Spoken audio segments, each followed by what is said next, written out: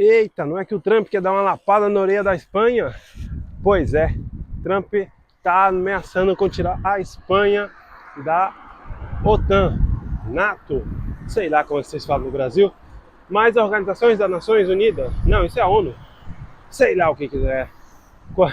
Mas bem, para quem não sabe, a OTAN é esse grupo de países que servem como uma aliança estratégica, militar, de defesa entre eles, caso de guerra, né? Criado lá depois da história da União Soviética para se defender os países. E bem, no começo do ano, o Trump quis que todo mundo subisse para 5% o gasto destinado à OTAN.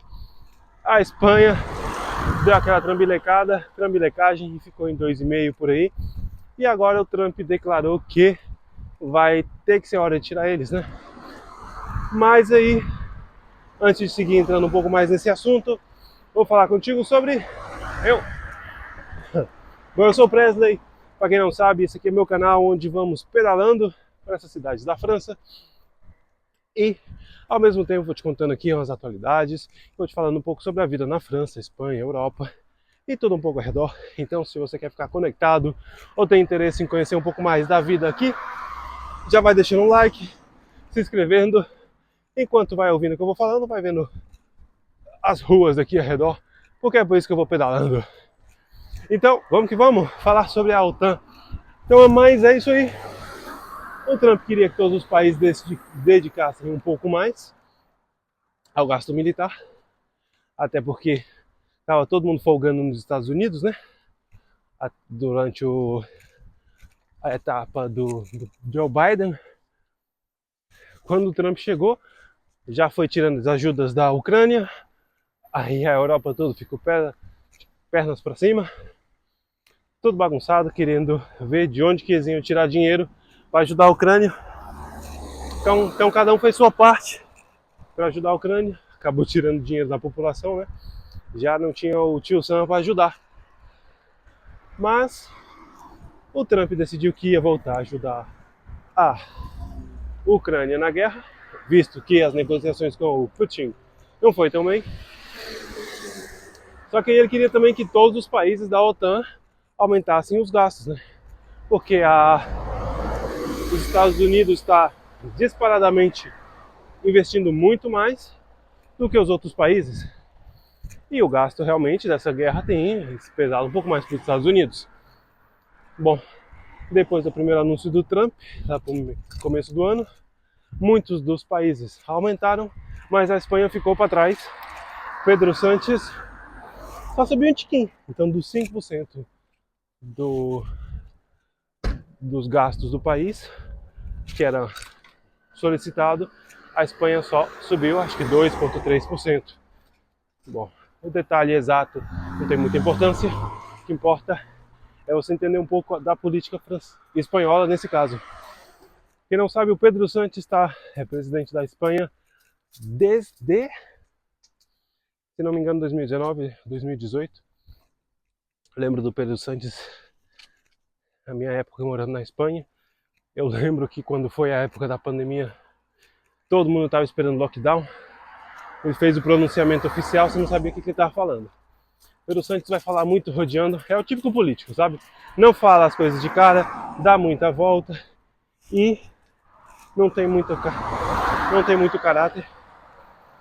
Se ele está no poder hoje, ele ganhou de novas eleições, mas não ele. Lá na Espanha é o seguinte, lá não tem segundo turno.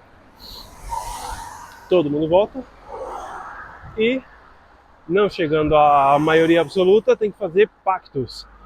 Aí o que o Pedro Sánchez fez foi negociar com todo mundo.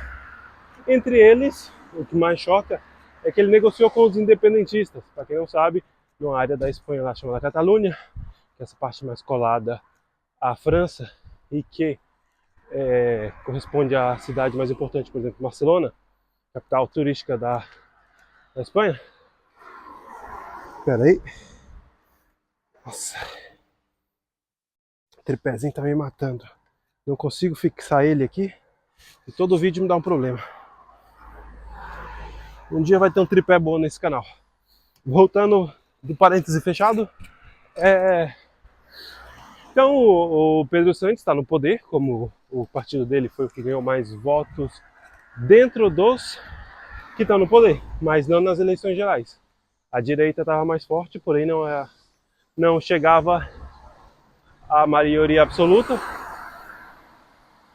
E a esquerda é muito mais fracionada. Entre eles isso, os partidos independentistas, que são totalmente contrários ao querer geral, à vontade geral da nação, porque entre eles estão dois partidos da Catalunha, que querem sair, se independizar, e do País Vasco, que teve durante muito tempo terrorismo, atos terroristas, buscando a separação do Estado deles. Então hoje o Pedro Sánchez é basicamente um Frankenstein, o governo dele, tem um pouco de cada lado, sem contar também a presença do Podemos, que é um dos partidos mais revolucionários, com muitas pautas ligadas à ideologia de gênero, igualdade social e tal, mas menos realista no sentido econômico. E bem, o povo da Espanha gosta do Pedro Sánchez? Olha, é mais igualado. Não é igual aqui na França, que é mais, claramente não gostam. Ali você vai encontrar um pouco de tudo, até porque do outro lado temos o PP, que é muito corrupto, historicamente corrupto.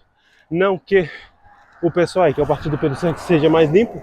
Cada ano vem um monte de corrupções desembaladas, sobretudo no sul, que é a área mais pobre da Espanha, e onde eles governam mais, coincidência com o nosso querido Brasil.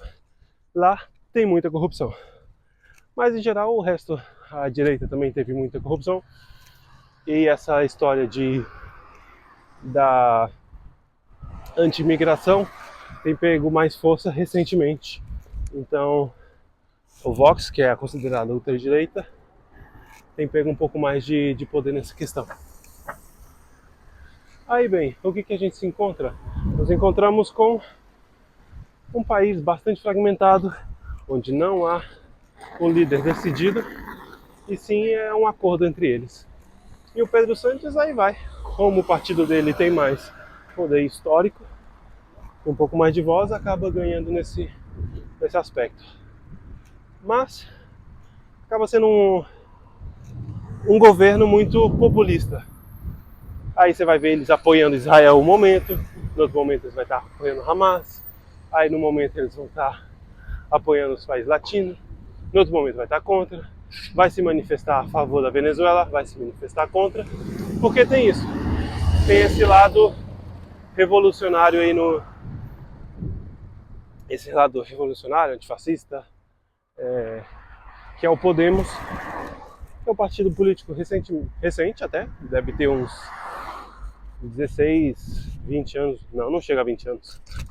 Podemos deve ter 15 anos no máximo, não chega a ter 15 anos também. É um partido novo, mas é assim que eles vão governando, chegaram no poder porque o Pedro Sánchez tinha que negociar com todo mundo, né? Então acabou vendendo os ministérios para todo mundo. Até então o seu vice-presidente era o líder do Podemos, tentou disputar a candidatura para ser presidente da Comunidade de Madrid, perdeu feio e foi-se embora, deixando a mulher dele lá no poder. Mas bem, é isso aí, entenda um pouco da Espanha, da política espanhola. Se quiser saber um pouco mais da política francesa, opa, bate embora, tripé. E a câmera que voa. É só seguir aqui no canal. Tamo junto, eu sou o Presley. Fica comigo, obrigado por esse like, essa compartilhada e esse comentário da hora que você está deixando aí. Falou, tchau!